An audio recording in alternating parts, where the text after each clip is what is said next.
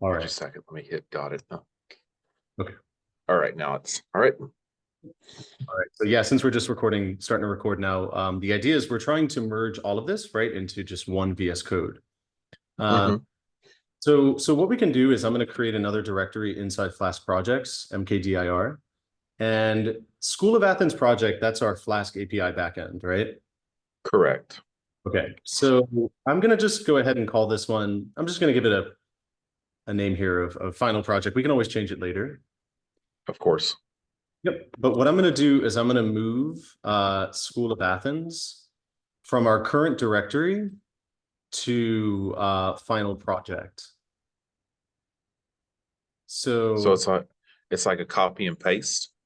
it's sort of like that. Yeah, MV. It's actually, it depends upon your terminal client that you're using. I can see MV does not work here. I know you're using Windows as well. So there's certain commands that I use on a MacBook that may not completely work on a Windows machine. Uh, Okay. but really what I was trying to do here was just move this directory to the new directory that we created. Um, we can do this actually, probably if I just type in open dot, doesn't open it up either. Can we get the file explorer up just to see Flask projects and everything that's inside of that directory? Okay. Yeah, let me bring that. Let me do a share. Okay. Uh And we can actually get rid of that VS Code on the right side for now because we're just really going to be using one ultimately. okay. Um so let me all right. So here is the yeah, so basically so here we go. Final project is there. Okay, cool. All right, so what we're going to do now is I'm going to move School of Athens project into final project over here, Mm-hmm. and should allow me just to click and drag right there. Oh, I may have to exit out of the VS Code. Oh, okay. Or if you want to go ahead and just like click and drag School of Athens project into final project, then we can close this file explorer and just go back to VS Code. Okay, so just all right. So I have to exit out of the VS Code because I guess that's a Windows thing. I can't move a file if it is. So let me just go ahead and just exit out of that. Try again. Okay, so now it's there. Perfect. Okay. So I'm going to go ahead. I'm going to exit out of this file explorer here. And Okay. if we go back to VS Code, let's get VS Code on the left side again and the browser on the right. Okay. Just the React app or the Flask app. Oh yeah, exactly. We can just have that on the left side. That's fine. Okay. So let me get let me find that really quick. The Flask projects, final project, School of Athens. Okay, so now let's share. Mhm. Okay, here is the School of Athens, and you want it to be on the left side, right? Yep. Yeah, let's keep that on the left side. That's just a personal preference for me as a I developer. understand. Yeah, I usually keep it on Hmm. the left side because for me I just kind of read from left to right, right as we're used So to. should since these are projects, should I keep a is it going to be where I have a copy of the original and then a copy of what we're working on now? So we're gonna be looking at exactly the same files and folders. The Explorer on the left side is just going to reflect a higher directory, Okay. right? So we're still going to see that School of Athens project in there in just a moment, but we're going to Okay. create another directory for the React front end. Okay. Mhm. Understood. And actually those the Flask, right? The folder that's going to hold all of our Flask backend code and the folder that's going to handle like or contain all of our front end code.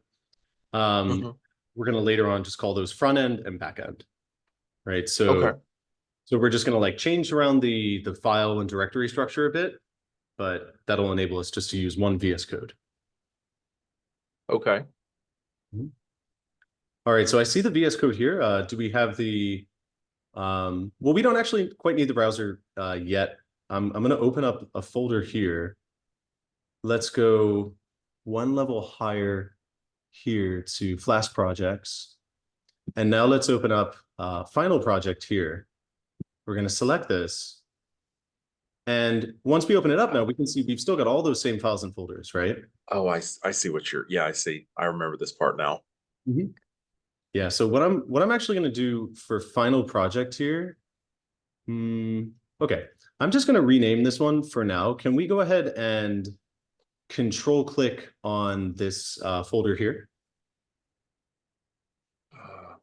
All right, let's go to, Rename.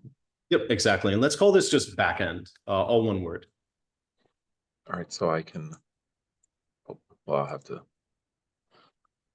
Yep, when you click on that rename button, usually it just highlights the text, and as soon as you start typing, it just lets you start typing over it. Okay, cool. All right, backend. Cool. All right, so we got our backend. Let's go ahead now. And oh, looks like it's taking, oh, I'm not sure. Actually, in this case, I don't think enter. Can we control click on this directory again? Let's go down to rename. And I'm going to go ahead and type this in now. I'm going to type in Okay. backend here. And I think the issue may have been there that there wasn't an enter pressed. So I'm going to hit enter. No. Oh, interesting. That, Showing it there. that's weird that it. Yeah. I'm going to try to go ahead and refresh here. Okay. So let's go ahead and rename this one. It's okay for now. We don't necessarily have to rename it. We can always do that. Okay. But let's go to terminal. Let's open this one up. So now we're in final project. And let's create another directory here. And I'm going to call this one just front end for now. And so we should see, yeah, this Explorer is acting very strange here. So let me see if I can toggle it and bring it back. There we go. All right. So there's our front end directory. Let's control click on this again. Let's just see if we can change it to back end now, because the Explorer was acting kind of weird before. It wasn't loading properly. All right, so we can go ahead and we can call this one just back end. Toggle it and do what you do. Oh, that's really strange. Yeah, it's on how we can always go ahead and just call that. Oh, okay, so it's not permitting us to make that or to do that operation there, but that's okay. We can always do that in like the file explorer or something like that. Okay. Yeah, we don't necessarily have to do it here inside of VS Code. Let's toggle that for now. Still seems like it's loading, but that's okay. So now let's go over here to front end. And this is where we want to go ahead and create, right, all of our React code that we need. So I'm going to go ahead and just call this one npx create. We can create the application inside of here. Let's see. I'm actually going to go one level higher and create it here just to see the file structure that's created. So I'm going to say npx create React app. So it looks like it just registered. It took a while to kind of deny that rename request there. But I'm going to say npx create React app. And let's just call this one front end. Okay, so let's give this a moment here. And this is going to generate all the basic pieces that we need, right, for a React front end here. And while we're waiting for this, do you think could we get that browser window on the right side again? I think at this point. The browser window. Oh, so like the because I know it shows up on the. So let me just get it. Okay. I'll just do the one through Edge, because that's usually where it goes to. Sure. Yeah, Edge is fine as well.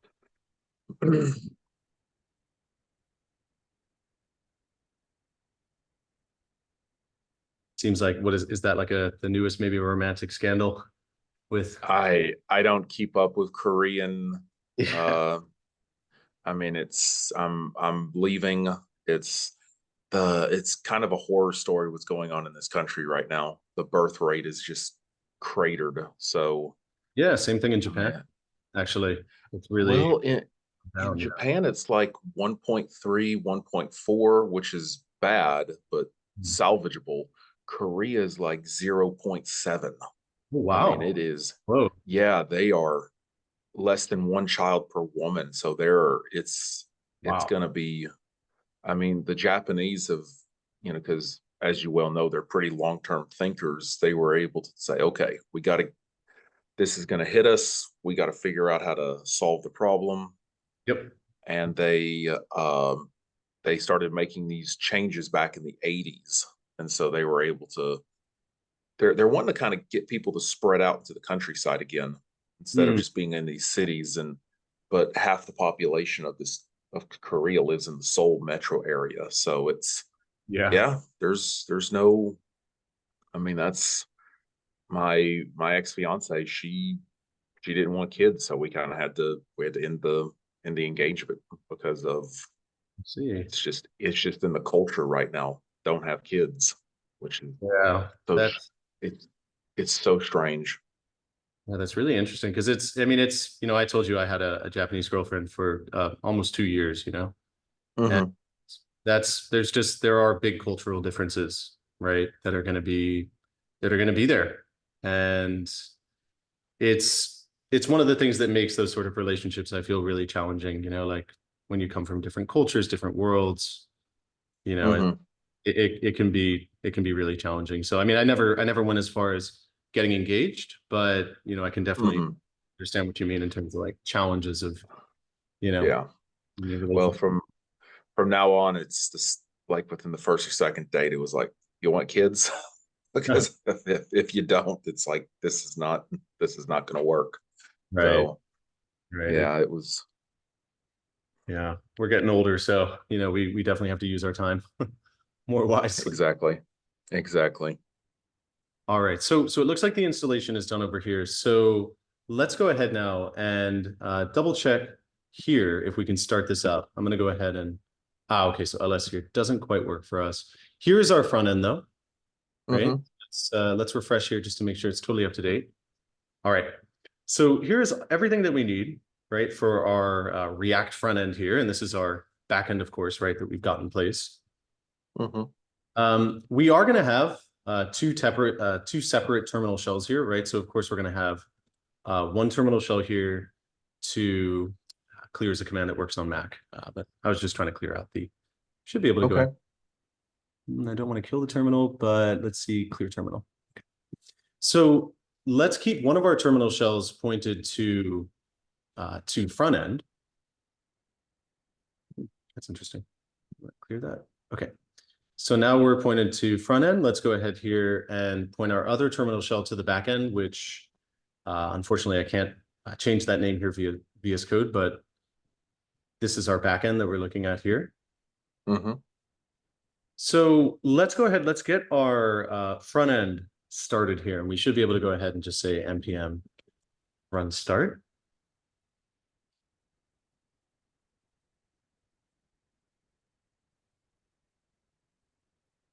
Okay, let's give this a moment over here. It's going to pull up and we should see just that default landing page. Yeah, this is our default Yeah. landing page for our React application here. Um, it's important to note, right, that our server is running at port 3000, right, for our front end. Hmm. Let's go over to our back end here and get our other application up. And we'll see that they're running it at different ports, right? So this one is running at port 5000. And I'm Hmm. going to bring this into another. All right. So we've got two development servers running right now, right? We have our React application running over here, Hmm. and we have our Flask, right, running over here. Now, the idea is that all that the backend should really do is feed information, right, to the front end. The React app is what should be really responsible, right, for displaying and creating the UI for the user, right? Okay. So what we've got to start doing in today's lesson is start thinking, okay, over here, right? Let's take a look at, for example, just app.py. And let's actually go ahead. I believe we had routes set up over here. So let me go to not static routes. There it is. Okay. So we had our routes set up over here. And now that these terminal shells are kind of doing what they're doing, I'm just going to go ahead and close this for now. Okay. So again, what we've got right here, let's take a look at just our most basic route that we've got here. So right now we've got this individual route, and we're saying, okay, when a request is made to this location, right, to /, which again is really just the same thing as our root page. Because if I do a / here, nope, let's not get add car in there. If I just put a / with nothing after it, then it resolves right to our root page here. So this is just our main. So we're saying here now, if username is in the session, then we want to go ahead and redirect them to / index, which should be another location down here. Let's check / index. But I want to see the actual, there it is, the actual route definition itself. Okay. So / index, in this case, we just go ahead and we render, right, the template of index.html. So in this case, we don't want to be rendering templates right from the back end, right? All that really should be happening is that we send information up, right, to the front end. So let's try on the front end. Let's go over to src here, and we should see inside of here our root app.js file. So let's create a component that's going to initiate a fetch request to the backend, right, to these locations on the backend. So that's going to look something like this. Let's go ahead over here. I'm going to open up terminal once more for us, because we're going to create some files and folders. I'm going to go ahead here, keep those 2 servers running. I'm going to keep them running over here, and for now, just create a new. Yeah. So I can keep those 2 terminal shells, running just to handle the front end and back end servers. And from here, I can go ahead and like create new files or do whatever it is I need to do via the terminal. So inside of src, let's go ahead and create a directory called components.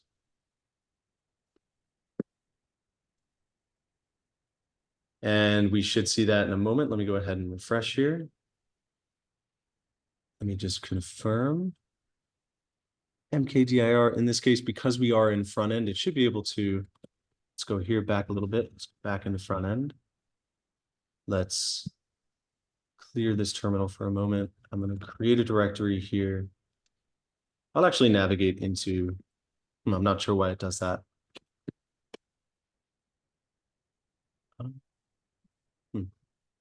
Are you seeing that as well? The terminal kind of acting a little strange there? Yeah, that's Okay. weird. I wasn't sure if it was like a glitch on my end, but No, it's not working here, right? okay. I've seen this happen before. You just basically have to exit out of that. You have to just completely exit out of that terminal. Really? Okay. And just like create a new one? Mm-hmm. Okay. Because I've seen that happen before. All right. So I'll go over to front end once again over here. And let's see here. So let's get a basic component here that's going to be responsible for rendering just our home page. Mm-hmm. I'll call this one just home.js. This is going to be a very simple component here. I'll call this one just const of home. And we'll put a little bit of code in here. Let's return a bit of JSX here. And I'm just going to call it something like just home component for now. Now over here in app.js, this is where I'm going to go ahead and import that component that I just created. So let's go ahead here. Oh, by the way, in home.js, I've got to go ahead and use export default home here, which is going to make it possible for me to go ahead and import over here, right? Yeah, this is something we've explicitly got to do in React. So let's go ahead here and let's say import home from, and then we're going to trace the correct relative path here. So app.js is not inside of components, it's inside of src. So I'm going to state here dot / and then components. And then let's go ahead and target home here. I don't need to include the .js extension. It's Okay. Yep, perfectly fine for me to just use. It knows what you're talking about. Exactly. And we can see that in action. I'm going to get rid of all this kind of fluff, right, that comes from Create React App. Mhm. And let's go ahead here and bring in the home component. We should just see that H2 appearing, right, or that H1. So this is good, right? We're just seeing our home component loading up, and really what our home component should be displaying is kind of like what we see over here, Mhm. right? In terms of like all the styles and all that. So there's one thing I want to check here. We're going to start using what are called React hooks. And this particular one, use effect, is going to be really important for us because what it's going to allow us to do, we can actually see the documentation for it as well for this particular hook, is that it allows us to synchronize a component with an external system, right? And in this case, the external system is the backend, Mhm. right? So what I'm going to do here now is I'm going to state, let's go ahead and just double check their documentation over here just to see usage of it. So with use effect, we have two things. We have what are referred to as, first of all, the first argument that's passed to this function is the actual behavior, like what it is that we want to take place when this component mounts, right? When this component renders. So with concepts like component re-rendering, state, things like that, how comfortable do you feel with those concepts at this point with React?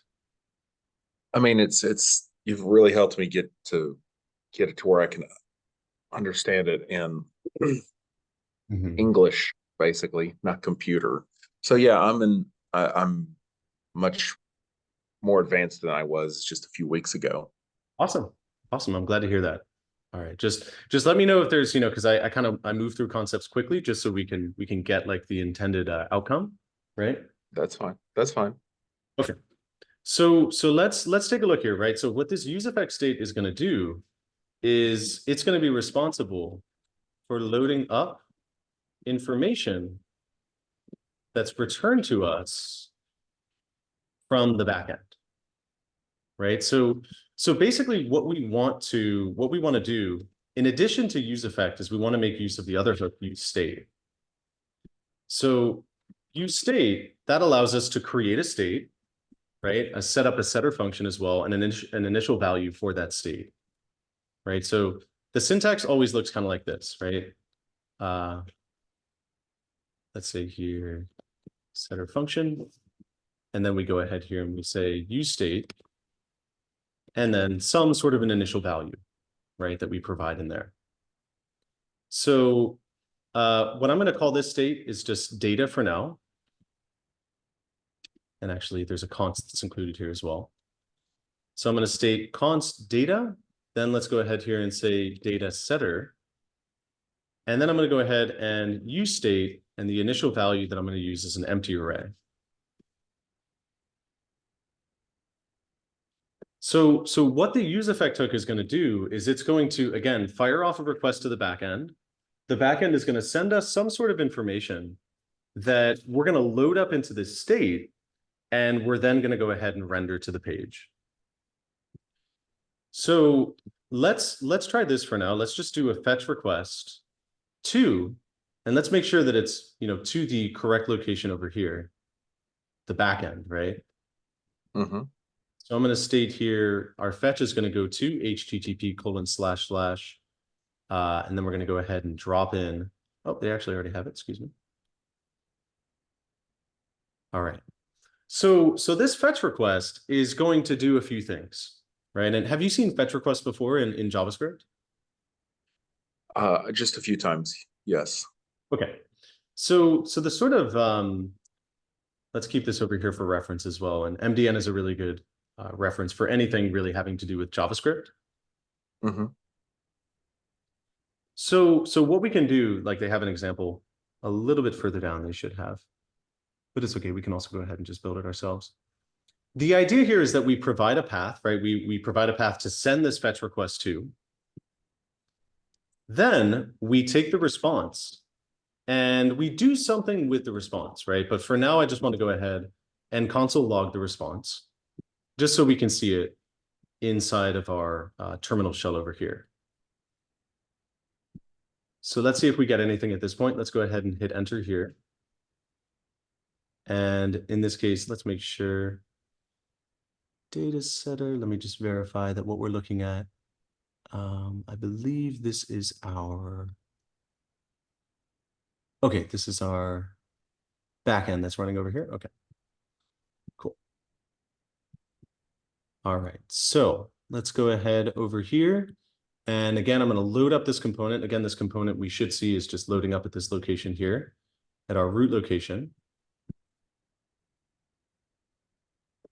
Let's go ahead and hit enter here one more time. Okay, so no response coming to us at this point, but what I can do here is go to the back end and let's see how I can just, return just a little bit of information here. So just one moment here, I'm going to double check Flask's documentation to send up JSON.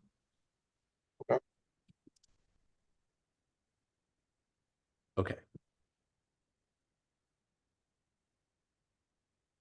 All right. Okay. So we're going to need an important import over here, which is going to be JSONify. So I'm going to bring that all the way to the top here. By the way, we could definitely organize this file a little bit. We could definitely get out some of these comments to simplify things. Yeah, I can go ahead and do that. I can go ahead and delete all these commented out stuff.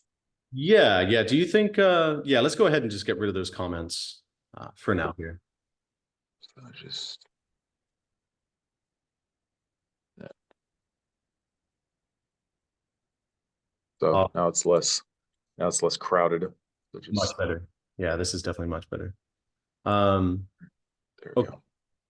So there's a few things we're importing. Oh, I'm sorry if you were typing. Oh, sorry, I just saw that little red right here. So I was wondering just talking about removed lines. It's not a big deal. Yeah, I think it's like what we're looking at there is sort of like Git tracking, right? It's keeping track of like making the files. Yeah. There's one more import I'm going to do here, which is JSONify. And JSONify is going to allow us to basically to return what are called JSON responses, JavaScript object notation responses to the front end that we can then, basically we could do whatever we like on the front end, render it, pass that information through components, whatever it might be. Let's go ahead here. Okay, so it's just a warning. It's telling us that we're not using it, which is okay. Let's go over to Control F here. I'm going to go down to index. And let's, instead of returning a redirect to index, what I'm going to state here is just a few pieces of information. So let's just do something like test object is equal to, in this case, I could say, let's say ID of 1. And then let's say something like test, right?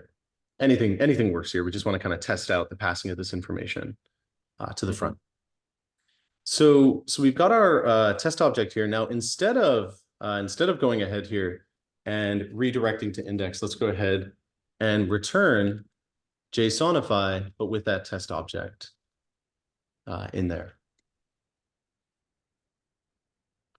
So I'm going to go back over to the front end here. I just want to make sure, again, this is our front end that we're looking at, right? Let's go ahead here and hit enter.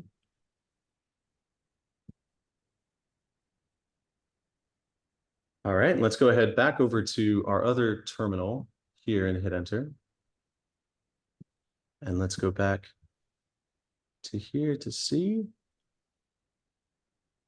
All right, and again, what I want to do actually, instead of, I guess in this case, we could return JSONify of test object here, but I really want to get like this conditional logic out for a moment. So I don't want it to get confused with like sessions and things like that. I just wanted to return this information and nothing else. So let's go back over to here and let's go back here. Test itself, it's treating it like a variable. So let me change that to a string.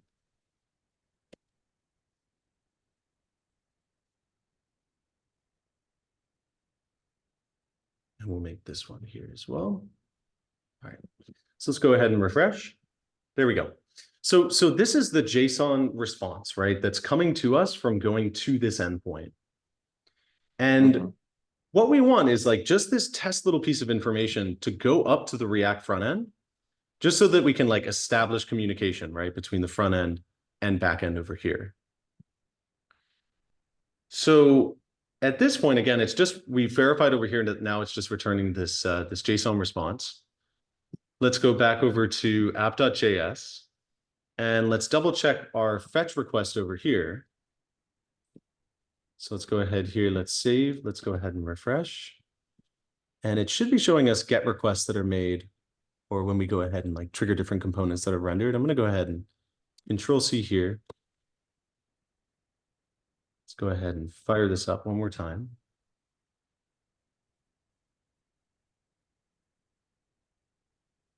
It's probably going to open up a new tab automatically by default here. Okay. So I guess there's just a few little warnings that are coming through there. They're telling us that we have some imports that we're not using, like over here, this logo.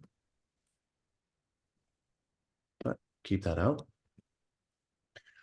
All right, and now this fetch request itself, let's see if I can actually move it outside of the use effect, just to really confirm that this is firing off for us. So let's see over here. I'm going to get rid of the use effect here. And actually, let's just go ahead here. Could you do a multi-line comment for me, please, Matthew? All right. Thank you. So let's go back here now. Let's hit enter over here. And again, we're initiating this fetch request that then takes the response, right? And what I'm doing here is just trying to console log that response itself. But let me double check the fetch API usage here. Let's see.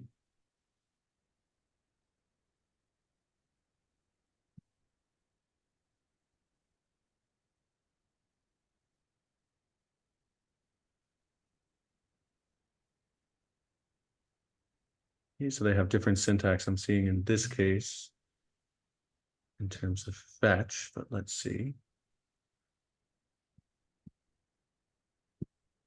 Just one moment here.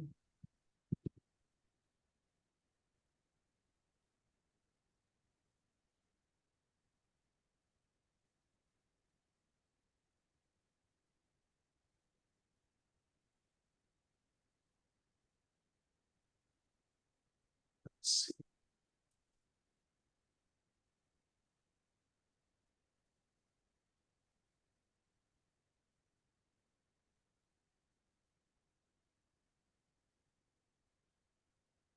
So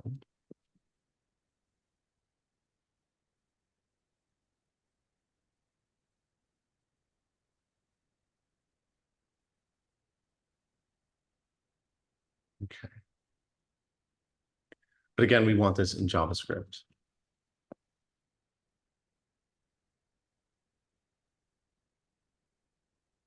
Okay, so let's see. We've got our fetch, then we have our response. Then we return the response.json itself. Okay, so that was my mistake here. Let me go ahead here and let's go ahead here and uncomment these lines of code, please. Let's just uncomment these lines right here.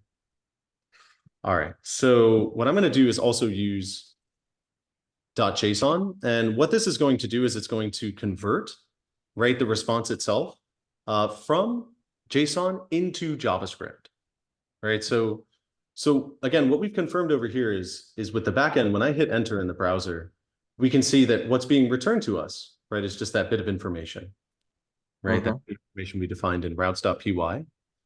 But what I'm trying to do now, again, is go ahead and state, okay, console.log, let's log that to the console. If we can't, if it's not allowing us to go ahead and do that, actually, we should be able to see it here. Let's go over to here, because again, I forget the console is in our browser over here. So let's go to developer tools and let's refresh here. Oh, we need to get developer tools actually open over here. So let me get developer tools. Okay, so let's refresh here, right? And we can actually see in this case that it is a promise actually, and promises are a little bit complex, but basically promises allow us to do what is referred to as asynchronous code. So like essentially different parts of our code, different parts of our application can fire off and it will take time to get responses, right? Like if we fire off a request to an external location, it's going to take time for us to get a response. So what promises and asynchronous code allow us to do is they allow the rest of our code to function without waiting on these responses from the servers. Right. And that's pretty much the like a 30,000 foot view of what asynchronous code allows us to do. Okay. I'm always happy to answer more questions on that. But again, it's important to remember, right? There's a bunch of different kind of moving pieces, right, inside of our application. Of course. Right. Of And course. some of those moving pieces function almost immediately, right? Almost instantly for us. But when it comes to these sort of requests to external sources, like we don't know if that request could take several seconds, right? We don't know if it could take even longer.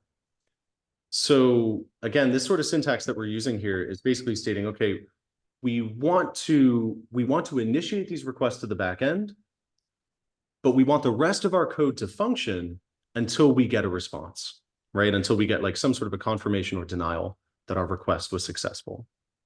Mm-hmm. So what we want to do after we go ahead and convert that response from JSON into JavaScript is we then want to take the data and log it here. So let's go ahead and refresh. And now we can actually see that pure data coming through, right? That object Yeah. is through. So what this is actually established for us, what this is showing us is that we have a communication, we have now a connection established between our front end and our back end. Right? Because what I'm doing is I'm sending just this test little object from the back end, right, from routes.py, returning it from this location. The front end is sending a request to that location, taking that response, converting it from the JSON that it's converted into here into JavaScript that we're logging to the console. But let's do something, let's go even further. Let's say something like data setter. And let's take whatever data was passed back and let's go ahead and set that as the new value, right, for this state. So now when I go ahead here, let's do some interpolation of that state into my JSX. I'm going to go ahead and drop in just that data state to see what it is that we get. Because this is an object, I'm going to go ahead, have to go ahead and like access some of these values. So let's say something like just data.id, right? We can see the 1 coming through now. Mm-hmm. If I do data.title, then we'll see the title coming through. And refresh. Let's refresh this component once more. Perhaps it wasn't title, it was actually test, I think. So I'm going to go ahead and say Yeah, test. I think Yeah, it was just test there. There we go. mm-hmm. It's test coming through, right? But if we think about, right, just the home page here, the home page should really just contain, from what we saw right on the back end here, the front end should really just contain for this root page a login component, right? Something that should just display once the user goes ahead and navigates to this component here. We might use, in this case, this sort of fetch request when it comes to other components. Like if I take a look over here, let's find something a little bit more advanced here. Let's try something like, I'm going to go ahead and minimize this too, because it's just taking up some real estate here for us. Add book, manage books. I just want to see that route that we have for getting all of our books. These are all just more specific routes here. Mm-hmm. But index, let's see. Log in, sign up, see what other.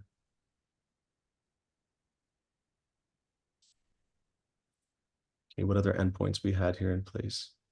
I know that we had index, but I thought we had an endpoint here for just displaying all of our books. Let's see. Search books was just our post here, but There should have been a route that we had in place just for, okay, retrieving all users. Home in this case. Sign up. Did we have any other routes inside of here, or is this the only place where we had? Yeah, there was only one routes page. Okay. Okay, let's see here, because there must have been a route here for serving up all of the books that we had in the database. Yeah, Yeah. yeah, it was there. Yeah, I do remember that. So render template. Let me see this template of index.html real quick to see how we were accessing it here. Okay, let's get through all of these. Okay, so this is just our index for adding a book, but let's see our other home, manage books. I see home in this case, which really just contains sign up and log in. I can see manage books over here, which, okay. So if books in this case, so books in this case, let's see where else books is derived from.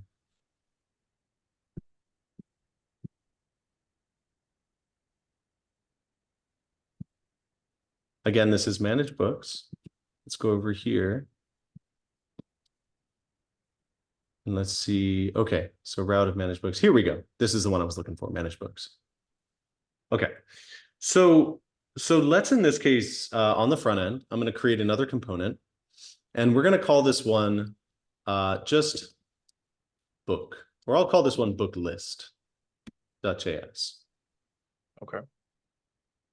And this book list component, I can go ahead here and I can import, right? I can go ahead here and say import book list from ./components and then book list.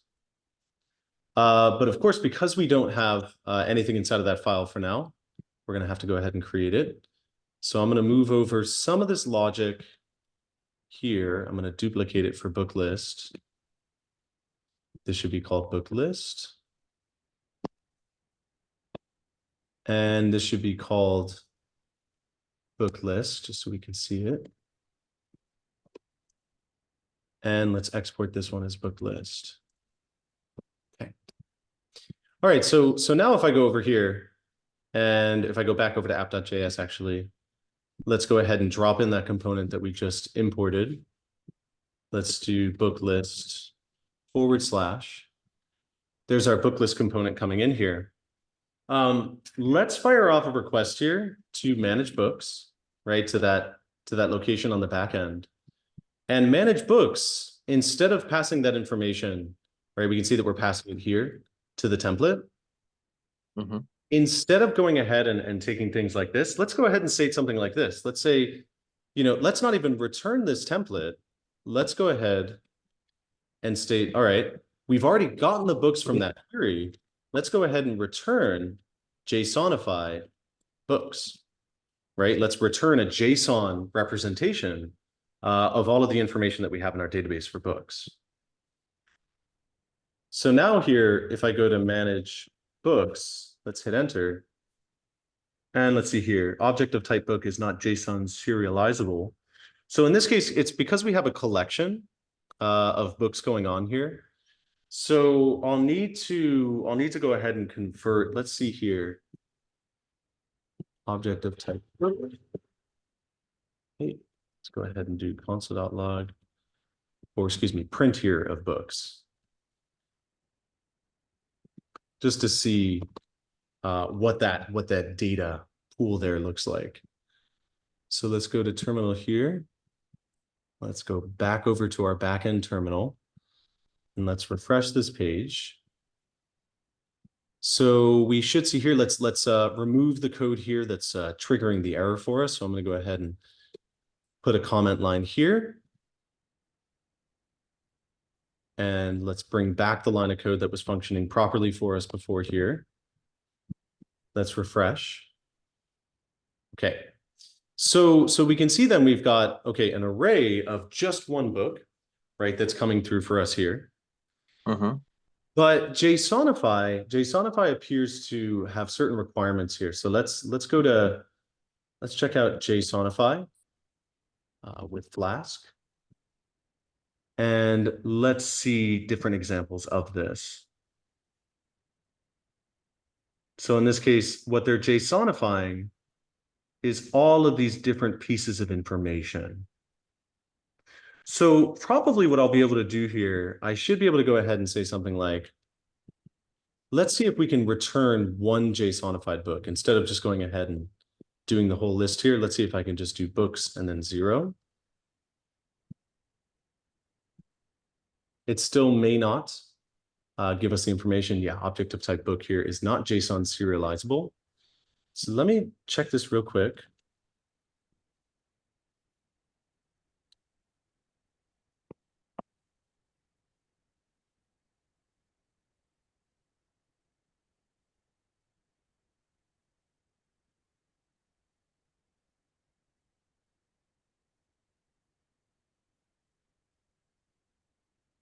Let's see.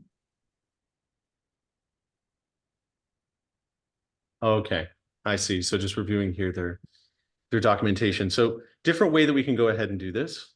I'm going to go ahead and state for each one of these books, we're still going to pass in books here. We're still going to JSONify that. But what I want to state here is take this entire list. We really want to convert each one of these objects to what's referred to as a dictionary in Python, and that's actually just the same thing as an object, really, in JavaScript. Same sort of notation here. But for each one of these books, we want to go ahead and convert them into an array. So just a moment here.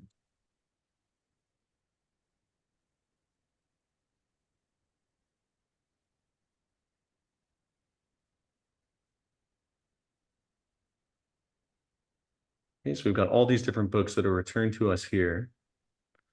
So, okay, so the specific syntax I can use over here, let's just call this books dictionary. So I'll just say DSET for dictionary here. And what we're going to do, I'm going to create this method in a moment here. But what we're going to do is we're going to state for each one of these, we want it to ultimately, we want books dictionary to be an array. So I'm going to give it like this array kind of wrapper, first of all. And again, this method I'm going to define in just a moment. We're going to come back to it.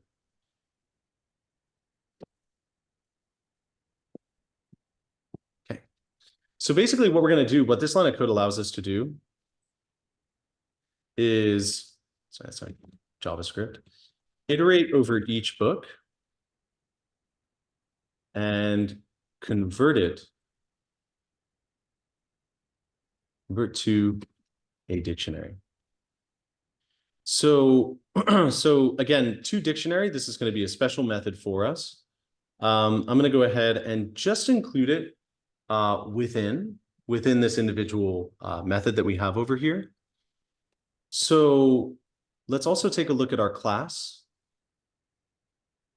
Let's take a look at our models here. And I'm going to take a look over here at our individual, in this case, book model. And our book model, it has our init method, as we can see over here. Let's create one more method here.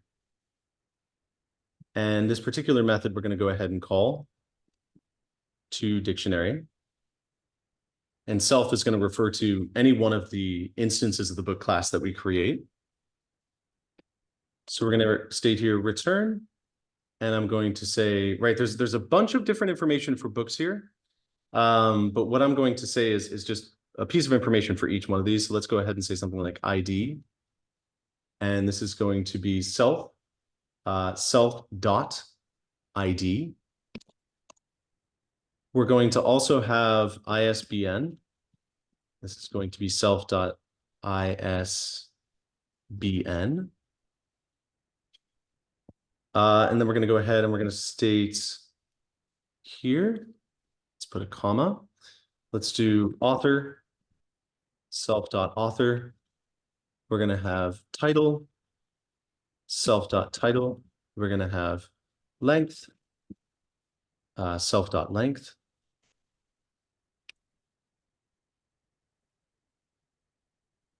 And then we're going to have hardcover and then self.hardcover. So what this in this case, this instance method is going to allow us to do is it's going to enable us to go ahead and do exactly what we're doing over, let me make sure that this is not a semicolon, it's got to be a colon. Over here in routes.py, what we're doing here with book2dictionary, because we created that instance method on the class over here, we're able to go ahead and run that on each one of the book instances, right, that we get over here from this query. So in this case, if I do books DICT here, let's go ahead and hit enter. And there we go, right? Now we're getting that book information coming through for us. Mm-hmm. So now that we're returning this JSONified, right, representation of our data, let's go back over to app.py. And over here, oh, excuse me, not app.py, app.js. And over here now, let's load this up into a state, right? Let's say something like, okay, books. This is going to be our book setter. It's initially going to be an empty array here, right? But what we're going to do now is take the data that's returned to us, and this is actually just going to be books that are returned to us. We're going to use that setter function. We're going to go ahead and say books setter. And I'm going to state here books. We're going to load up that state. We're going to pass it to the book list. And then inside of the book list component, we're going to go ahead and start to render this information. So let's go over to now the newest component that I created. I'm not seeing it at the top, so I'm going to go ahead over here and grab it. Let's destructure the props that are passed through books. And let's go ahead here and just render this information inside of a paragraph element. Now, because both of these elements, these are two elements, we can't return two, right, from a component in React. So I'm just going to create what's referred to as a React fragment to act as a parent level container for these two elements here. So now let's go back to our front end. Let's go to localhost 3000. And let's refresh over here. Okay, yeah, so we have, in this case, we have all these different objects that are coming through here. So let's see. In this case, let's say books.forEach.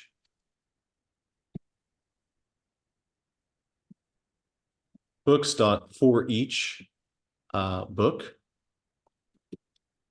What we want to go ahead and do is, let's say we want to render a list item, right, that contains something like, let's say, and inside of that list item, let's actually create a number of different paragraph elements here. So what I'm going to do is I'm actually going to create a parent level container here as an unordered list, because we're going to have individual list item elements inside of that unordered list after we execute this code here. So that's going to break things for a second here, but there we go. Now let's say something like li, and inside of the list item here, I'm going to say p, and let's say something like, you know, id, book.id. Right, and this is a bit of code that I'm interpolating here, so I'm going to go ahead and drop this one in as well. Now let's go ahead and refresh over here. Let's see if I can, if we can confirm with developer tools over here that I'm actually getting props being passed to this. We can see the book that's being passed to it over here, right? So I've verified with React developer tools that I'm able to get this information. Now, for each one of these books, let me just verify here.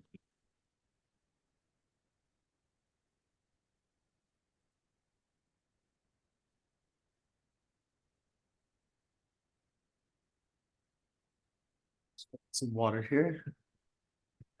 Okay, excuse me. It was just one individual difference here. Instead of books.forEach, we're actually going to be using map within React. And in this case, we're going to have book, and we can also have index,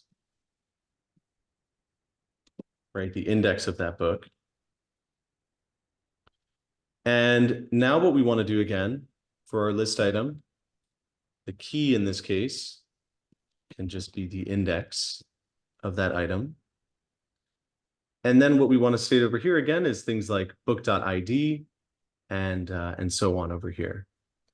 But let's see, books.map, again, we've got this information being passed over here. We verified that the state is being passed over here. We're mapping over the array that's being passed to this component. Let's just make sure that my syntax, my syntax is a little bit different here. I'm gonna have to use parentheses instead of curly braces here. And let me just verify here. That was actually, we do want that closing curly brace, but not the other curly brace that we see here. I want to change that to a parentheses. So let's go ahead and refresh here.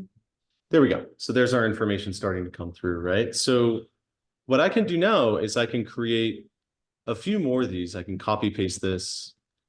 Maybe I think there's a lot of attributes on these books. So I'm just gonna try to pick them apart one by one here. I think what we had was ID. We also had title. We also had ISBN, right? We also had, I think, author. We also had length. And I think I'm pretty sure that I'm missing one. But hardcover or not. oh, okay, if it's hardcover or not. All right, so let's say author, and let's say now length. We could be even more specific here because it's being interpolated. I could say, okay, it's 500 pages, right? And now let's go ahead and paste this in, and let's say hardcover, question mark. And let's say book dot, is it hardcover? Let's go ahead and refresh. Okay, I'm not seeing anything coming through for that, so I'll have to verify what the actual object structure is inside of the model to see how I can actually access that individual. Okay, so hardcover. Let me see, book list. Book.hardcover. It seems like perhaps for this one there is no value, but I can confirm over here if I. Okay, so there is hardcover in this case. Okay, so it's just not rendering the actual Boolean that's coming through for that value. So what I could say is something like hardcover. If that's true, then let's go ahead and say something like true. If not, then let's go ahead and say something like false. So there we go, right? And this is what's referred to. Let me minimize this. This is what's referred to as a ternary operator. All right.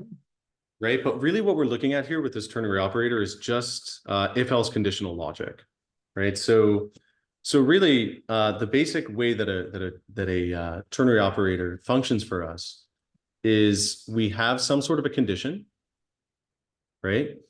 If this is true, or if it has a value, meaning it's truthy, then we want to go ahead and we want to render this string, right, of true, the first thing that pops up before the colon. If this is false, then we want to go ahead and render what's coming up after the colon. Gotcha. Does that piece make sense there? Like yeah, so it's because it's, again, as you say here, book.hardcover question mark true or false, and then that runs through whether or not if it's telling me if it's the Boolean is true or false or not. So exactly. Yeah, that makes sense. Totally. But there's always, like, if you're curious about it, if you look up ternary operator, MDN should have some pretty good documentation on it. It's also referred to as a conditional operator. But it's really, it's like a short, imagine it as like a shorthand of an if-else statement that only has two possible outcomes. Okay. Right? Because with a regular if-else statement, we can continue adding conditions over and over again, right? But with a ternary operator, there's really only two possible outcomes, right? There's just this or this.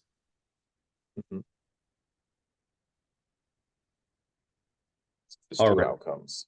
Yep, just two outcomes there. Do you mind if Matt, do you mind if I just hop in the restroom really quickly? I'll be right back. Yeah, no worries. Awesome. Okay, I'm going to go ahead and pause the recording. I'll be right back. Just a moment. Okay. Zoom. Okay. So we've confirmed now that we're able to get right all this information from the back end now, right? So what I should be able to do here on the back end, we've kind of like changed these routes a little bit, but Mhm. let's just do something like, let's see, routes.py, and let's verify over here. I think it was add book. So let's see. Yes, / add book. So let's go here. Now, if I go over here, oh, okay. So we changed some code on the back end. So it's a little bit strange for us right now. It's a little bit funky in terms of how it's operating. But in terms of adding new records, I remember that we were using like a dashboard inside of the browser, right? For temporarily adding new records. We could use that tool again, but let me just verify here. In this case, add book. When we just try to load up this individual component, let's see what because really, like, if I hit enter here and we see that template on the back end, we really should just see it right on the front end. We should be issuing all these calls to create new books from the front end. Okay.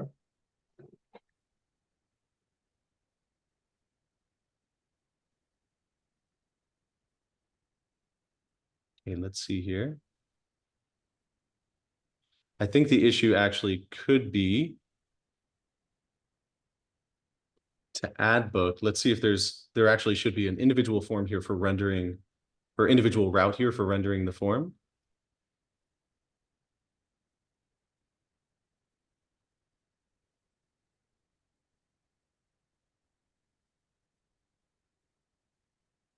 And I believe it actually was / index. So let's see.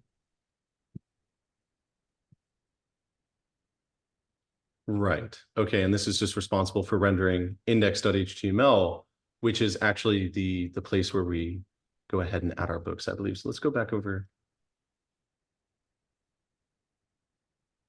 Okay, we've got our test information here. Let's go to index. Okay, and this is our login. Now,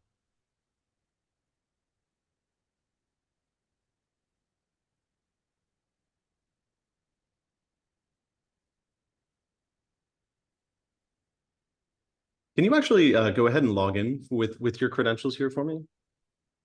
For the back end? 1, 2, 3, 4, 5. Okay. Test user. Mhm. Let me try that one. Okay. Dang it. Okay. Trying to remember the test. I think we created tests last time together. No. Geez, what's going on? Yeah, it's odd how it's acting like.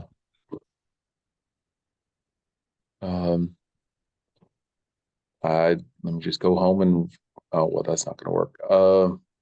That's okay. It's okay. We don't necessarily have to log in to see this. I just wanted to see if we could go through the form, right, to create a new book here for add book. It just doesn't appear to be loading up for us properly in this case, but let's build it on the front end actually. That's a good place for us to start actually. Is we've already got our book list component here. Let's create a component for adding a new book, right? mhm. So let's create a new component here. And we can call this one, let's say, add book form.js. And we can take some of this basic structure here. Let's go ahead and paste this in. And let's go ahead and say here, add book. Let's say add book. Now we're going to do things like routing and so on later. All these components are just kind of like appear right on the same page. But later on, we're going to go ahead and implement the routing. So let's say add book form here. Let's go ahead and get rid of this keystroke error there. So let's go ahead here now over to app.js. Let's import this component.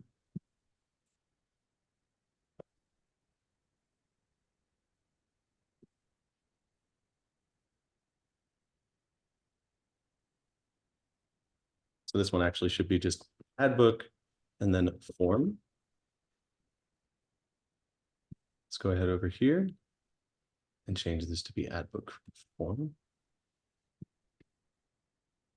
And if I go back here just to our main page, to the root page, we should see, if I go ahead, of course, I have to go ahead over to app.js and render that component that I'm bringing in. So let's go ahead here and let's say add book form. All right, so there's just our sort of representation of that component for now.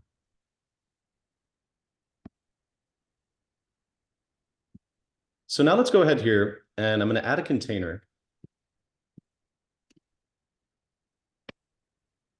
And inside of that container, I'm going to go ahead and grab this H1 here. And let's go ahead and add a form, right, to this component here. So the form itself, like forms are kind of interesting in React because what we do is we set up the forms in such a way that they're controlled. So what that really means is that like each one of the form's input values are going to be tied to state.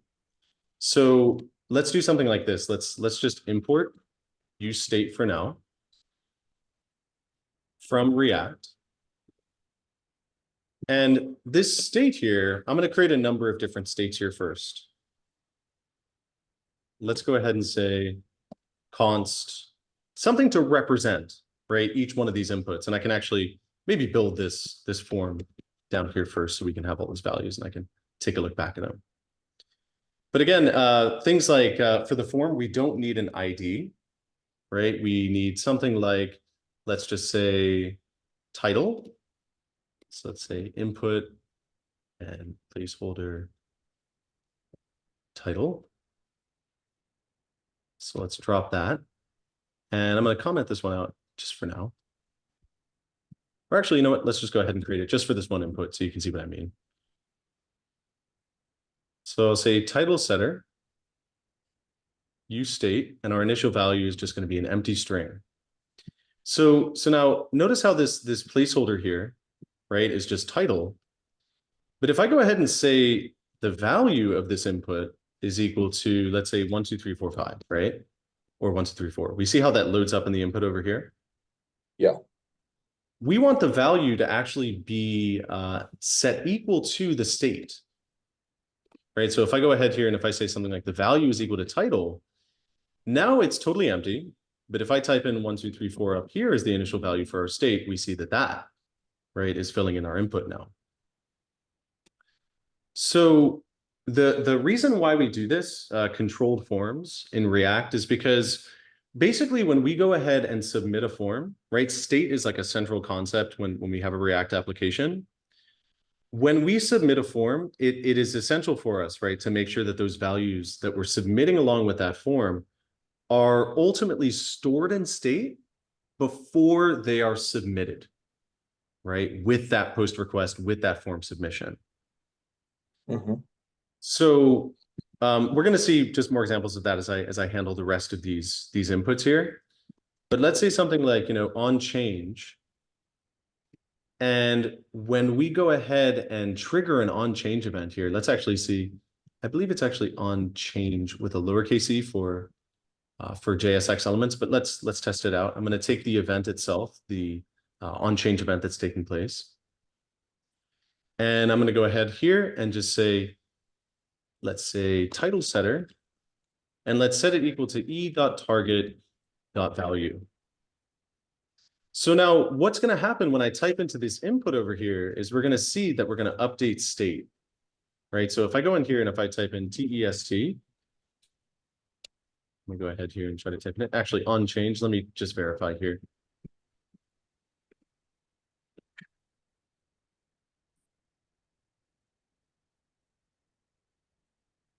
Oh, okay, excuse me. I just didn't use camel case here, so we do need to use camel case.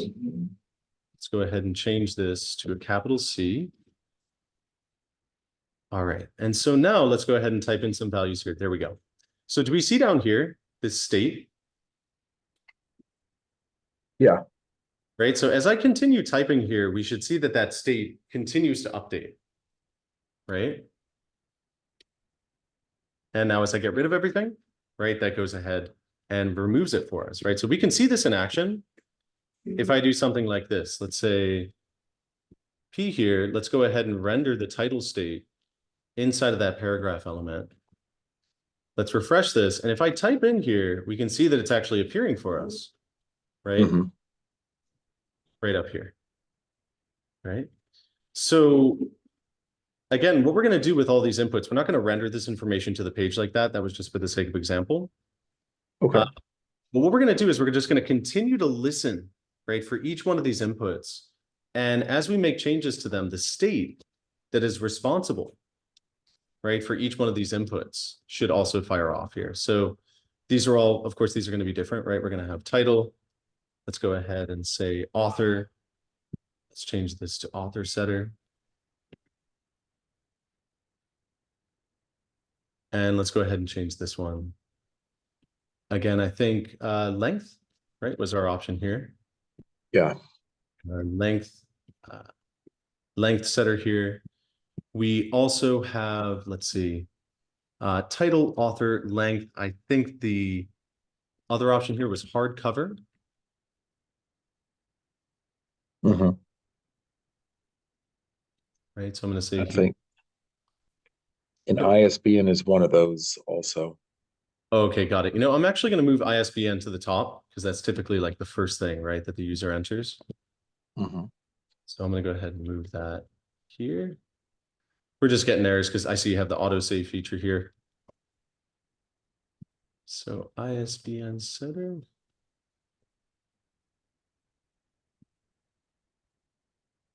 Okay. Cool. So we've got all of our different states and setter functions now. Let's create inputs that are going to be responsible for handling, right? Of course, the user adding, right, this information. Let's say, does the user does enter the ISBN number, right? I wasn't sure if we were generating that automatically from before or if No, it's it's you have to put it in manually because it's okay. Got it. Okay, so we'll keep that here. We'll say ISBN setter for that one. Let's go ahead and create a number of other inputs over here. And I should actually be able to separate these with just a little paragraph element to say something like, let's say title, or excuse me, in this case, it should actually be ISBN. And then let's go over here and let's say paragraph and let's say title. And it should go ahead and bring those down. Yeah, there we go. Nice and neat for us. So let's continue doing this for all of our remaining inputs. Let's go ahead and say title. We also had author.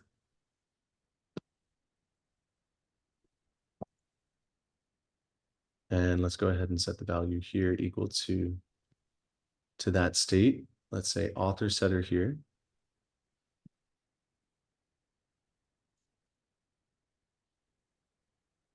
And let's go ahead and change this one to length.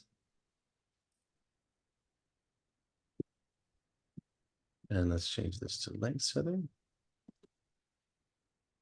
And our final one here is just going to be, let's say title, author, and again, this one is length. And then finally we got hardcover. So hardcover is going to be more of a drop down, right? Mhm.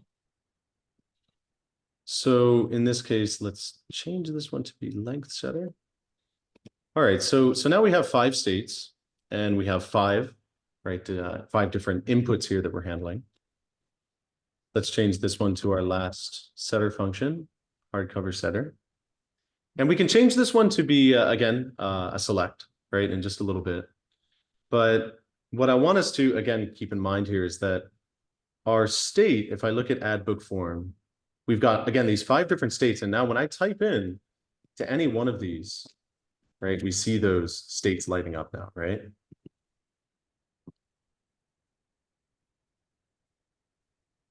So, oh, and this is kind of skewing things. I'm going to go ahead and set the value here to be hard cover.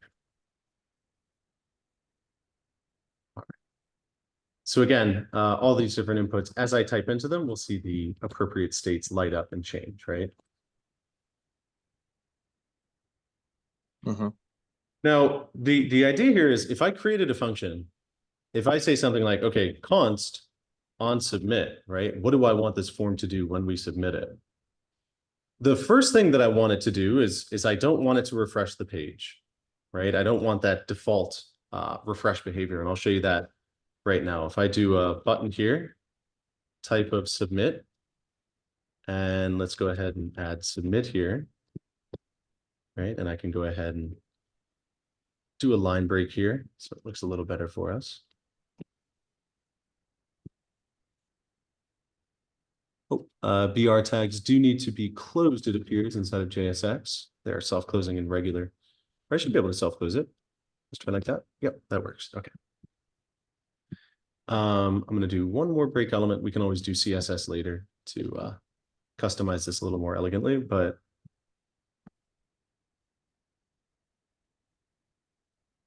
let's put this out. Let's go ahead. Put this one down here. All right, that's okay. All right, so again, let's just focus on the form, right? We got the other components down here, but let's focus on this one for now. When I submit this, do we see how like the page automatically refreshes? Yeah. The problem with this is that we lose things like state, right? Because state is something that is tied to component lifecycle, right? It's tied to the life cycles of our components here.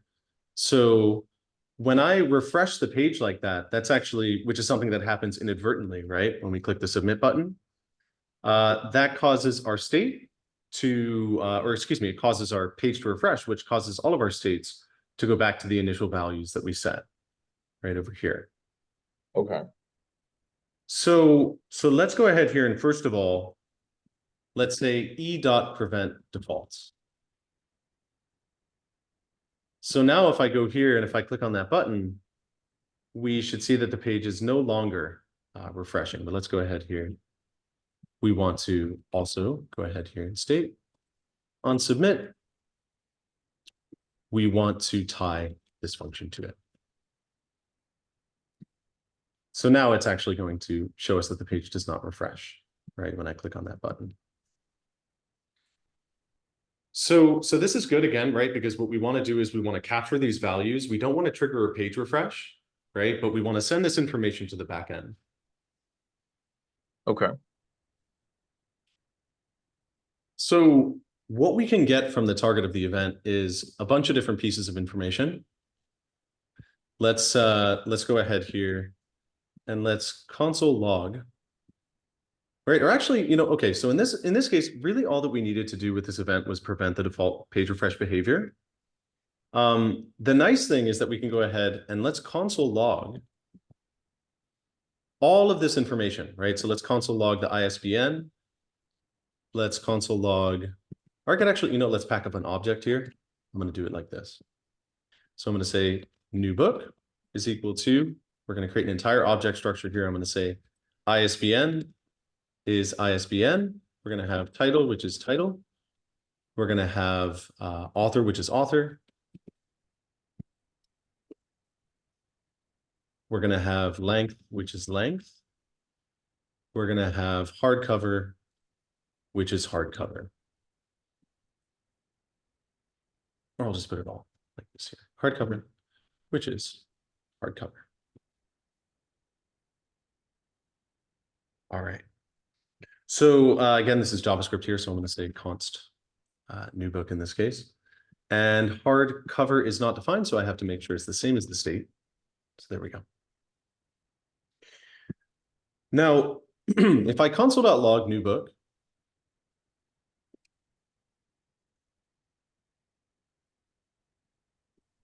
and I'll just enter in just some play values here, and I'll go over to, we actually want to be over in the console now. So I'm going to hop over here. Now let's do 1, 2, 3, 1, 2, 3, 1, 2, 3, 1, 2, 3, and 1, 2, 3. Let's submit this. And here is again, this is the console log of new book that I'm doing right here, right? This is the book that we want to send to the back end, right? We want to send it to a particular endpoint. From what I can see over here, it is routes inside of routes.py. It appears that it's just this endpoint here, right? Which is going to be handling post requests. Mm-hmm. What we can do is we can send this information in a post request to this endpoint, to /endbook. So let's see over here. We're still going to issue a fetch request. It's still going to be to a similar sort of location as we saw over in app.js, right? Remember how we had all of our fetch logic here. So I'm going to grab this and go over to add book form. Let's drop this in and just modify it. So all of this, let's go ahead and move these over here. One more back. That should get it over for us. Okay. So book setter in this case is not going to work for us. So I'm going to go ahead and just state, in this case, data. And we're going to go ahead and just console log the data. All right. Now, again, right, this is we're preventing that page refresh behavior.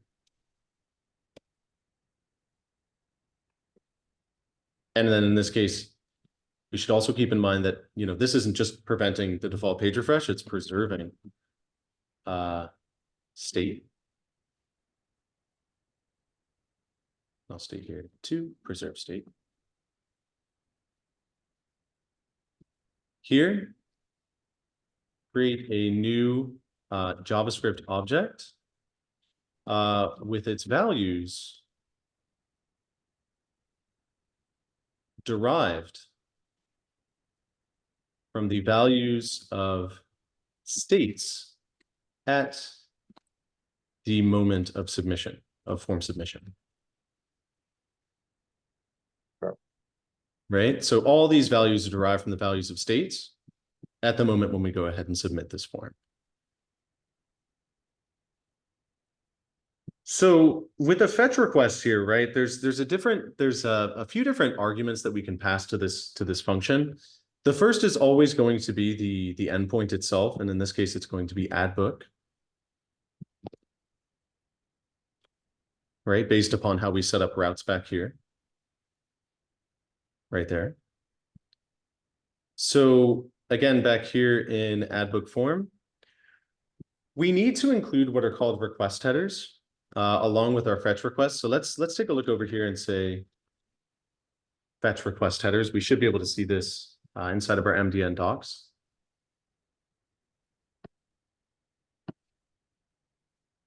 And let's go ahead here and go headers. There we go. Let's see. All right. So this is just the kind of gist of what, there we go, of what a header should look like. I really want us just to focus on this, right? Not the other bits of code that we see inside of here. Okay. So basically what we're going to, include here, really the most important things for us to include here, not necessarily content length, not even X custom header, not content type, but it's going to be really in the form of an object here. Let me look up post requests in here. There we go. Okay. So fetch, and we've got a URL here, and this is the second object that we include, right? Or excuse me, this is our second argument here, which is an object. And so that's what I'm doing right here. Go ahead and add this comma, right? We're adding a second, now we're adding a second argument here. And that second argument is going to indicate, okay, this isn't just a fetch request, right, to pull information.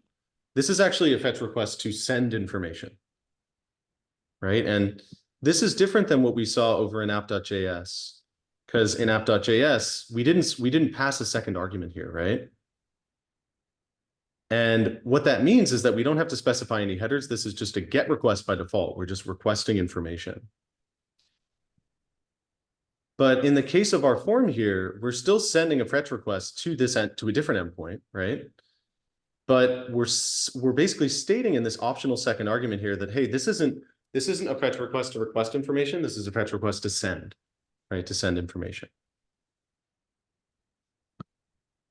So we're going to be sending this to our, in this case, to the endpoint, right? Specified. Let's go ahead over here and let's refresh. I'm going to do 1, 2, 3. 1, 2, 3 for all of these. Doesn't matter what the values are. We can always customize that later, right? Just to make sure that we're getting it through to the back end. Mhm. Okay. And let's go ahead here and see. Could be an issue with my syntax over here. Like, let me just verify over here. I'm just going to check on my end.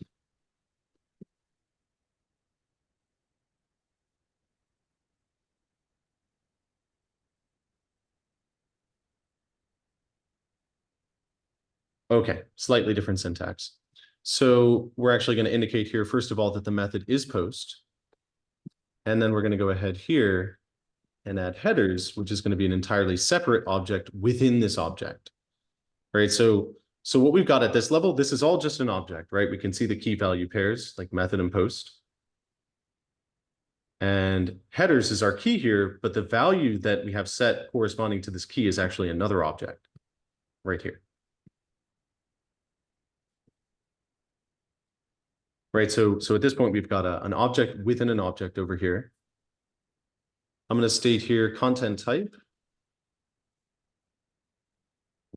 And I'm going to go ahead and state application/JSON. Right. And so we're specifying the content type here as JSON that we're sending with the post request.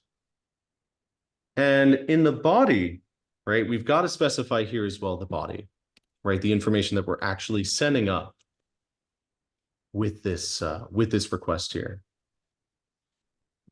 And so what we're going to utilize here as well is something called JSON.stringify.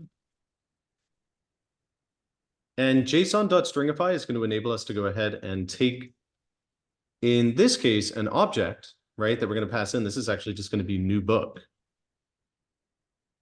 It's going to convert our JavaScript object here to JavaScript object notation. And JavaScript object notation is different than JavaScript in that it's something that we can use across different front-end, back-end setups, right? So it's helpful to think of JSON as like the intermediary between our JavaScript front-end and our Python back-end. Mhm. Right? This is like a notation that allows us to, it's basically almost, it's like a middleman sort of notation that we're using here. All right. So we're sending this up in the body of our request. We're passing in, right, that new book over here. Let's verify here again our body, passing all that information. I'm just going to go ahead here and put that we're going to pass in that new book itself. And now we'll go ahead here and remove this excess curly brace. So again, in the body of our request, we're sending up that new book itself. We can go ahead here and we're not really, okay, so if we take the response itself, we convert it to JSON, we can go ahead and just console log the data as well. All right, so we're going to send this information now via our form. Let's go ahead and try this one more time. Let's refresh. Let's do 1, 2, 3, 1, 2, 3. 1, 2, 3, and 1, 2, 3. Let's go ahead and submit. Okay, so in this case, let's double check. I'm going to check my syntax just once more here. Method of post, we've specified our headers as well. And there could actually be in this case that, there could be some sort of authorization that we need to actually send this to the backend. So there's typically like an access token. Let's see here. If I can find anything along the lines of token, let's see. Okay, there it is, access token I can see.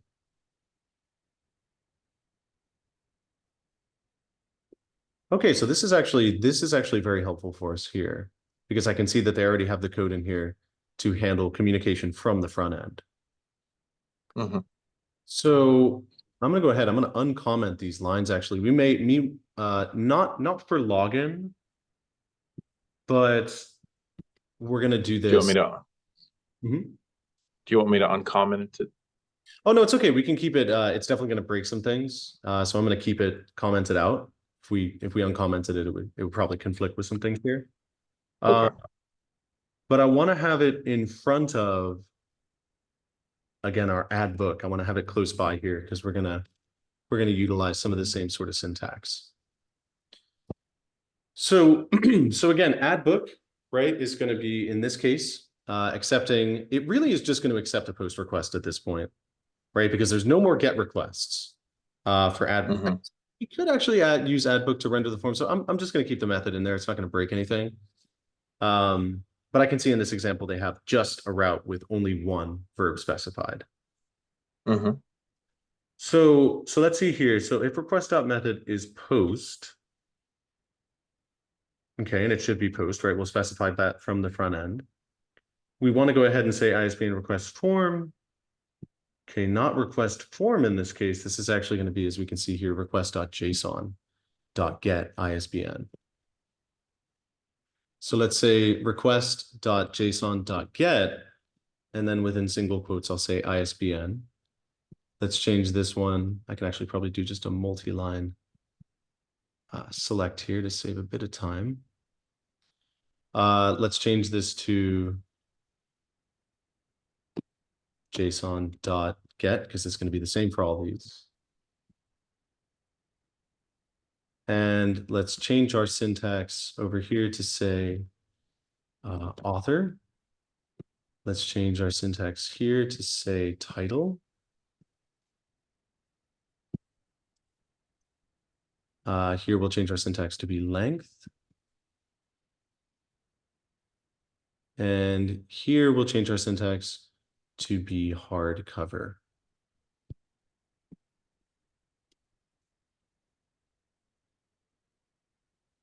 All right. So again, in this case, we're going to get all these values, right, from the request itself. We're going to package up all these values after we assign them to these variables here. We're going to package them up into this new book instance on the back end.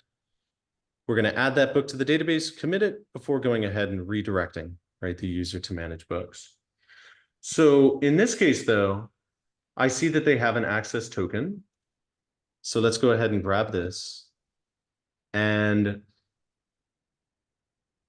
let's drop this below all of our other code here. I'm going to go ahead and drop it down here.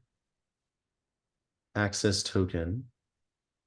And now we want to return JSONify. And then here, access token is equal to access token. And then we'll give back also in this case, this is actually a code that lets us know that this was a successful post request. So it's Okay. basically like a confirmation, like an OK confirmation from the backend. Now, create access token. That's probably an import I've got to do. Let me check here.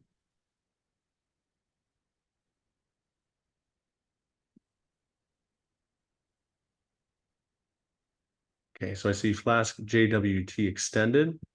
I think I remember seeing that at the top here in our list of imports.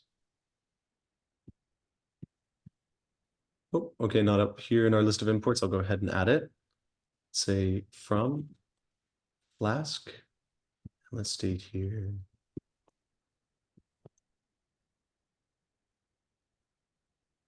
Okay, so we got from Flask, and I want to verify if this is okay, an underscore Flask underscore JWT underscore extended. Let's go ahead and import import here. And we'll import access token. So this package here, it's probably something that I'm going to, or create access token, excuse me. It's probably something that we're going to need to install here, but let's just refresh first of all. Now, again, that access token we're creating down here with add book, right? Here's our create access token that we're utilizing down here. Now, username is probably going to be undefined in this case, identity username. So I'm going to state here current user dot username. And let's verify here, current user identity in this case is username. Current user should be something available to us here. Let me see if I can find, I thought that was an import that we had. Pretty sure that was an import that we had at a certain point, but let me just verify if that's.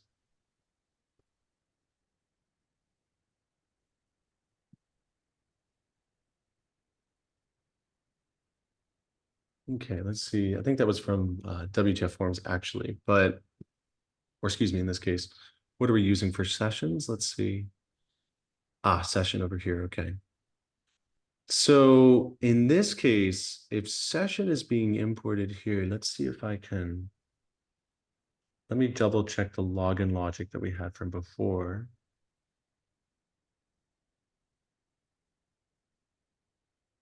Okay, so session username is equal to username in this case. Okay. So I'm going to go ahead and copy this. Let's go down, back down to add book. And let's state over here, session username.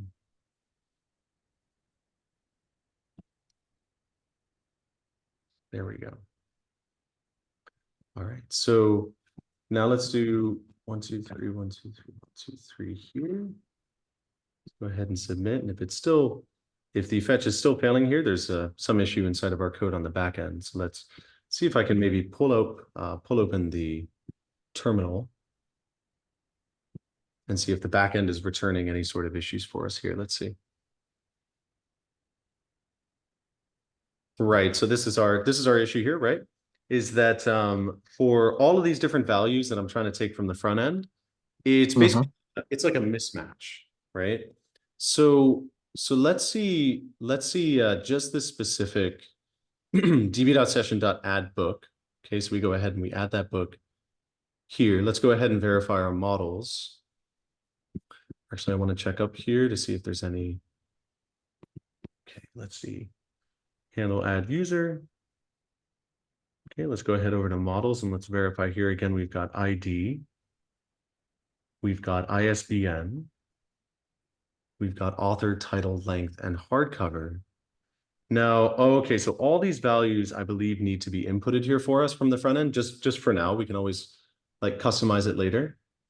Okay. So what I'm going to do here is I'm going to add one more, something just to handle just ID. And let's say ID. And I'm going to go ahead and create one more state here for ID. ID setter.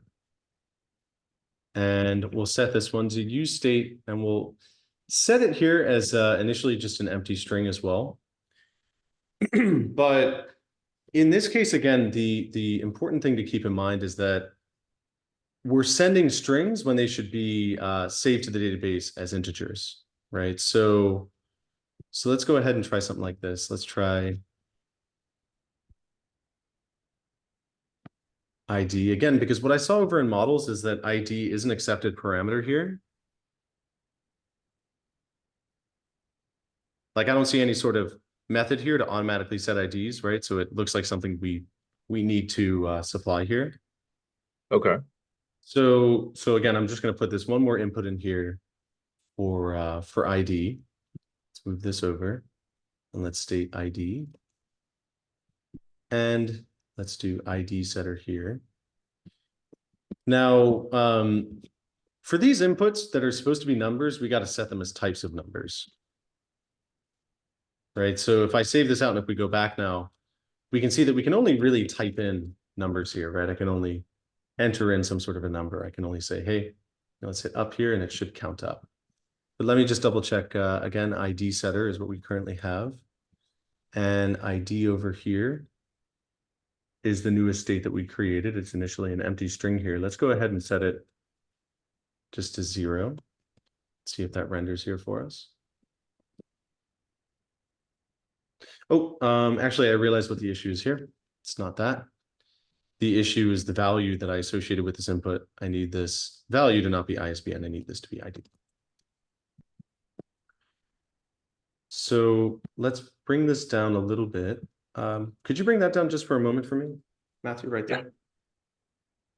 Awesome, thanks. I'm not sure why from my end, it's hard to click on it there. All right. No worries. Thank you, man. Now I'm going to go back over to here and I'm going to minimize our file explorer there for a moment, because what I want to say is, ISBN, if we look at the models, let's verify each one of these, right? We've got integer for ID, integer for ISBN, integer for length, and then a Boolean for hardcover, right? So what I've got to say here is I've got to set these sort of options, right? I've got to say, over an ad book form, I've got to say, okay, this is also a type of number for ISBN because it's expecting an integer on the back end.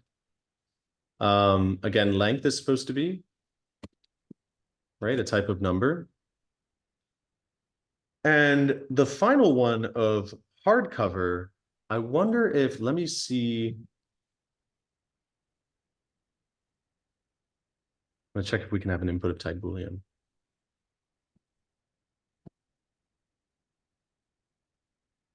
Okay. So what we can do then for one input, this is actually perfect for us, is we can use an input with a type of checkbox. So basically all that user has to do is go ahead and say, is it hardcover or not, right? They check it, be like, okay, it is, or they don't, right? So in this case, right, if they do go ahead and actually check this box off, then the value is going to be equal to true. So why don't we initially state here for hardcover, let's say that this is true. Let's see how that affects our value over here. Let's give it a moment. Okay, it doesn't affect it here. Probably if I go ahead and set it as a string, it will affect it. Let's go ahead back over to here and see if the value is equal to hardcover, which is our state up above.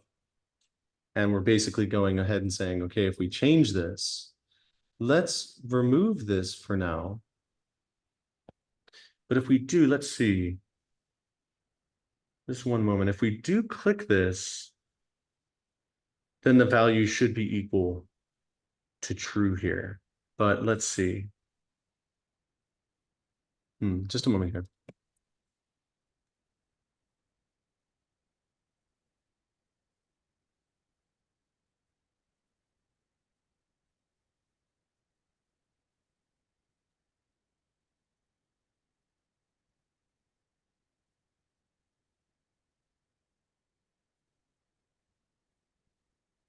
So we could say in one other case here, excuse me. So I'm going to say here is hardcover. And I'm going to say is hardcover setter. And the initial value for this state can be false, right? Meaning that the user is going to have to go ahead and select it to change it to something otherwise. Now I'm going to have to go ahead and still change these ones. Is hardcover. Let's change it to that variable there. Let's find our other issues over here. Is hardcover setter. Or excuse me. Is hardcover. Let me just verify that it's the same as our state. There we go. Now on line 27, or excuse me, 53, it appears. Down here, we still have to update these values. So I'm going to say here, value is hardcover. And it's a type of checkbox here, but I'm going to say, for now, is hardcover setter. Now, this individual hardcover that's popping up for us here. There we go. All right. So checkbox in this case, with that input type of checkbox, we're going to say instead of value, that was the piece I was missing here. We're going to say is checked.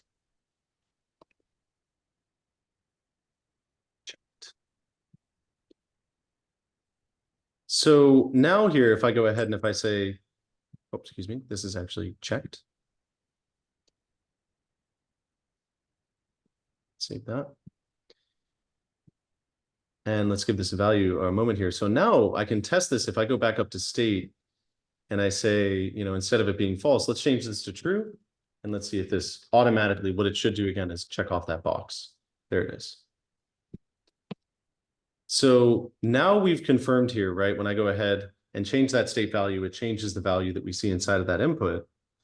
We're still going to have on change here, but we want to handle that checkbox change. That's going to be a little bit different. So I could say in this case, is hardcover setter. We could still go ahead and invoke this method, but I want to take whatever the value is of that state at that moment in time and toggle it to be the opposite. Right, meaning when I click on this checkbox, it should fire off a change event, which invokes this function here, which fires off our setter function and supplies a new value to be the opposite of whatever that state value was before, right? Or whatever it is at the moment of us going ahead and clicking on it. So what we should be seeing here, let's take a look at our add book form. And let's take a look at our states down here. The final state should say false, but when I click on this, it should change to true. Gotcha. Yep. So now it's just going to toggle, right? It's just going to keep changing it back and forth. All right. So, right. So we got all this information in here now. And let's go back up to the object. Is hardcover is still what we're going to be submitting along with the object to the backend. So let's try this one more time. We've still got, again, we've got types of numbers for all the correct items here. And for the final input, we've got a type of checkbox, which will handle the true or false value we need in the database. So let's say 1, 2, 3, 1, 2, 3, 2, 3, 1, 2, 3, hardcover, submit. All right, and let's see if there's anything. We can always check over here inside of Python to see. So it looks like ID in this case is not being supplied. So let's see, insert into books, we can see values ID, ISBN, author, title, invalid input syntax for type of integer. Let's see if I go ahead here and try to submit it. We might be able to coerce it actually to be a string. So to be an integer. So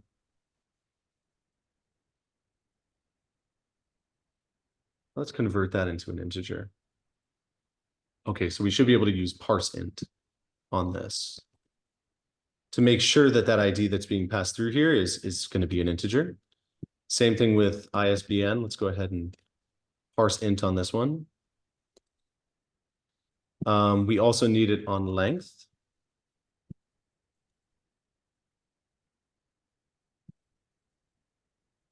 And for hardcover, let's see here.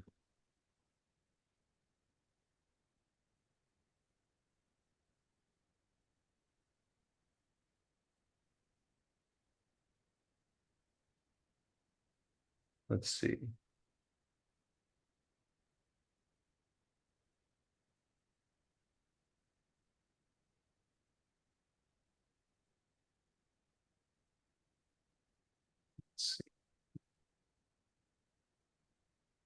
Okay, I'm going to keep this last one as is for now. Let's try submitting the form again. Okay, let's double check here on the back end. Let's go back over to here. Let's refresh the page. Okay, and let's try it again one more time here. I want to see that we get the most up-to-date results here. Okay, so again, the issue, the reason why I failed to fetch is right over here, right? In the bottom left corner that we're looking at. So again, if it's invalid input syntax for type integer line 1, when we're trying to go ahead and input this value for ID, it's still registering it as an empty string here. So let me see inside of the form if there's something I'm doing wrong here. ID setter, we set it to e.target.value, and we're parsing the integer out from the ID. Let me confirm here. I'm going to go ahead back here to components. Let's take a look at those states. Let's update this to 1 and see what comes through. Okay, so it's a string of 1 when I go ahead and set the ID. Now here, parse int with the ID. Let's do a console log of new book when we submit it. So let's say 1, 2, 3, 1, 2, 3, 1, 2, 3, 1, 2, 3, 1, 2, 3. And let's do hardcover. Now let's go ahead and hop over to console and let's submit. Okay. So that's our console log of new book. And that's okay that that error popped up again, but I want to see here.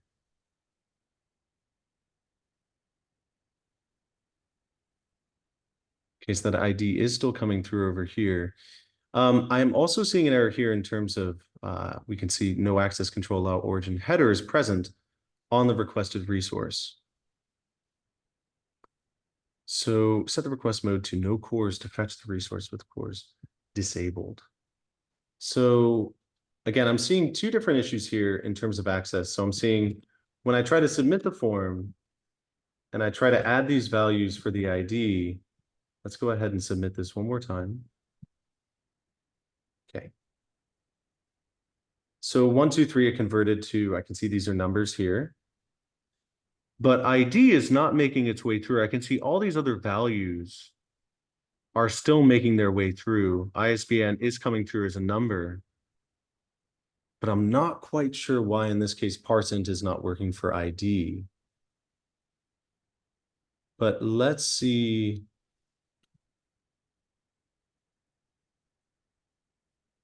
Yeah, I can see it's always coming through as an empty string.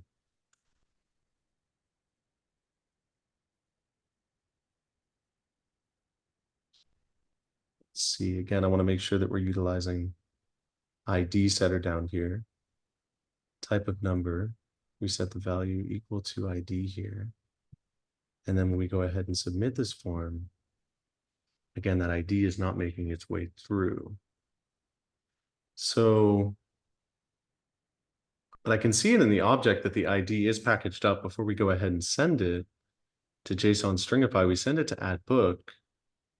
Let's verify over here in routes.py that we're able to handle all that. So let me see add book again here.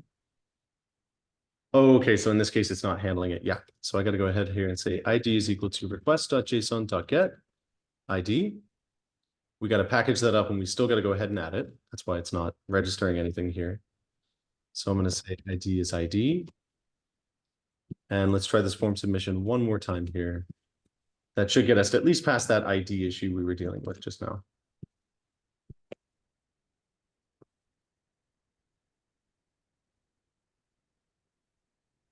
Okay. So let's see if there's other issues in here now. Okay. Create access token identity session username. So there is no current username that's included here right now. So, Okay. so what I'm going to do is I'm going to go ahead and let's try to exclude that access token for now. But right. So I'm going to go ahead here, comment out this line of code as well. And I'm going to comment this out as well, where I'm just going to state here, return 200. So I'm going to try this one more time. And I know we're a few minutes over here. We can start to wrap up. Okay, because there's one thing I do need to show you concerning the last React app. Okay. All right. So this one, I mean, in this case, we're getting all the values, right? Key 1, 2, 3 already exists. That's an issue. So let me just try one more time here. I'm going to say 999, and let's say ISBN 999, 999, 999, 999. And now the nice thing is, so we can actually see, right? The newest one that we created, we actually have that confirmation, right? That it's been created. Yeah. So now if I go ahead here and if I submit again, right? It failed to fetch in this case. We're still getting an error, but in this case, we should see if I refresh. Okay, so there it is, ID 999, the newest one. So we are able to send that information to the back end, right? But we've still got to polish off the way in which we're handling that entire process. All right. So let me go ahead and show you what I was telling you about. Okay. Yeah, maybe something for us to think about before we meet again next. So I got, maybe do a share.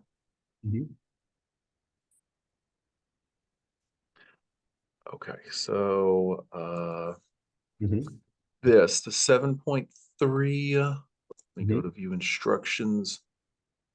It says we are missing the hosted app. When they mean hosted app, does that mean connected online or I don't. Okay. So is this an instructor who's writing to you? Yes. Okay. So I will. I'll double check the videos and see what website we're supposed to use and see how I'm supposed to connect it online. So that shouldn't take that long. So if I have any questions, we can get that done, because we also have to do that for the as in the right here it said something about I think that's the hosting via Netlify or Firebase. Yeah, that's I saw that one before as well. So it looks like then in terms of hosting, we're definitely going to have to do that for this project. But if they required that for your last one, we can totally start off our next session with setting that one up. Yeah, it shouldn't take that long. If again, I've never used Firebase, but I'll look over it and stuff like that. I will also be sure to download those videos, and that should be done before you wake up in the morning. And what time works for you? Would it be tomorrow or Friday, which would work best for you? Oh yeah, because I know we still have to reschedule from yesterday. So let me just confirm here my schedule. Tomorrow should work for me. I do have a commitment from 6 to 8 p.m. Yeah, so I could potentially do before that, but I know that'll be really early for you. Yeah. So let's see. Well, I mean, what six? Let's take a look. So it would be 4 to 6. So 4 p.m. Yeah, 4 to 6 p.m. would be the latest I could do it. Yeah. Before my next session begins at 6. Yeah. Just Google it. And And I should be able to do that. okay. Yeah, I mean, if that's not too early for you, we could also, I mean, it would I could do after that session, but that would be pretty late in the night for me. Yeah, I don't want you to have to do that. So I can again, I can just, in fact, I'm about to get a few extra hours rest, because again, all the surgery, just the trauma of that, I'm still a little tired. So I'm just going to sleep for another hour or two and head to where I work, and I should get all that stuff done. Cool. All right, that sounds good. So then I can schedule us from 4 to 6 then tomorrow, right? My time? Yeah. So let me, I think that might be just 3 to 5 a.m. for you. I think that might be really early. Well, it's going to be, it says here 4. So you said 4 p.m. Eastern time? So yeah, so that should be actually maybe 5 a.m., right? Yeah. Okay. So yeah, so I could do 4 to 6. I'm just probably once I get what was I gonna say? Sorry. Once I get out of once we finish up our session, I'll just have to run really quickly over to my next commitment. Okay, if that's okay. I mean, we can always do it Friday if necessary. No, that's okay. I think it's a remote commitment, so it's just switching to another meeting on my computer. Okay. Mhm. All right, perfect. Well, again, I'll get all that stuff deleted and or downloaded so you can delete that stuff and I'll send you a confirmation message. Okay, sounds good. Yeah, let me know when you downloaded that, and I'll upload the rest of our recordings. All right. All right, awesome. All right, All Matt. right, Take care. Have a good day. Get some rest. All right. same to you. All right. Thanks, man. Bye. Bye.